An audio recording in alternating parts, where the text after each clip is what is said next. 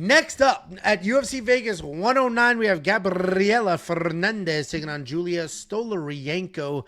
Gabriella Fernandes is 10-3 in her career, 3-2 in her last 5. She's coming off that insane, that massive, that tremendous upset win over Kong Wang. She's taking on Julija Stoliarenko, 11-4 in her career, 2-3 in her last 5. She is alternating wins and losses. This is striker versus grappler. This is as straightforward as you're going to get of a matchup. Gabriella Fernandes is a powerful striker. She is very big. She is strong. She's fast. She's technical. Solid striking. Solid BJJ as well. Her takedown defense is okay, but it's mostly just her being big and strong and not like phenomenal hip work.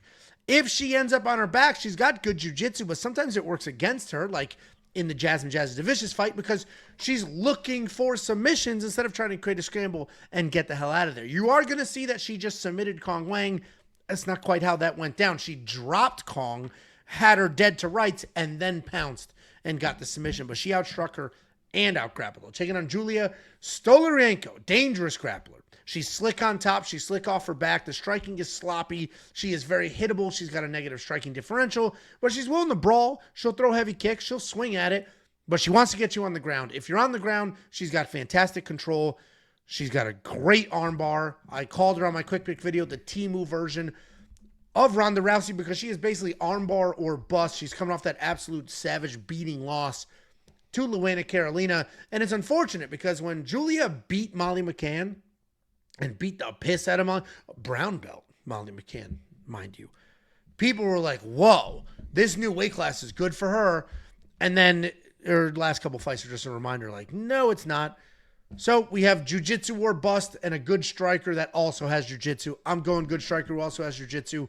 Not really affordable at minus 400, but Gabriella should get it done. What do you think, Jacob? I'm picking Gabriella. She should win this fight. But there's people out there that really are trusting, that are really trusting Gabriella. What did you just to yell? the highest to the highest extent, and I don't really. There's just it feels like there's just better spots because this girl Gabriella does get taken down. She is a little bit loose in her jiu-jitsu, especially off her back. Sometimes she offensive wrestles when, she gets in a little bit of trouble or under pressure. And this girl, Julia, I'm telling you guys, people think that she's terrible. Her striking is terrible. If things start going south, usually is terrible. But I guarantee there is a point in this fight early on where she gets a takedown and Gabriella is going to have to survive an armbar or a triangle because this girl is fucking high level on the ground. The way she's able to pull some of this stuff off is something that, in my years of going to jiu-jitsu, my jiu-jitsu classes, I see some of these sweeps that she's hitting and I'm like, holy guacamole. I think there's better spots on the card than playing fucking Gabriella at minus 400 when she can't really grapple against a fucking high-level black belt. I think she just got her first stripe or first-degree black belt this year, but she's been a black belt for a while, and her transitions are crazy. Gabriella's going to be in trouble at some point, and everyone's going to be, everyone's going to be panicking a little bit. There's better spots. Why are we betting Gabriella at minus 400? I agree there's better spots. I think it's the type of thing where if you're on the Julia side, then you get a little bit more juice. You do Julia by sub. That's her only. She's sub or bust. 600. That's it. I got plus 600. She's sub or bust. I'm not on that side, and I don't chase bets. Meaning, I'm not a big like, oh, that could happen. Let me just throw $20. What's the difference? I only bet things that I genuinely think will happen, not could happen. So I don't have to bet. But the reality is, not terrible. I mean, Gabriella took her down 4 times. Teresa Bleda took her down 3 times. Carly Judas, who's not a wrestler, took her down 2 times. And people just see that she got a submission in her last fight. Like you said, it wasn't a submission. Yeah, she rocked her on the feet. Julia will fucking school her on the ground. And I think she can get it Julia's great on the ground. She's submission or bust, but she is great on the ground. And so she's going to get it there because she knows she's not a striker. Like, she just comes forward. She wants to just grab you. And she's got good enough body locks with those trips.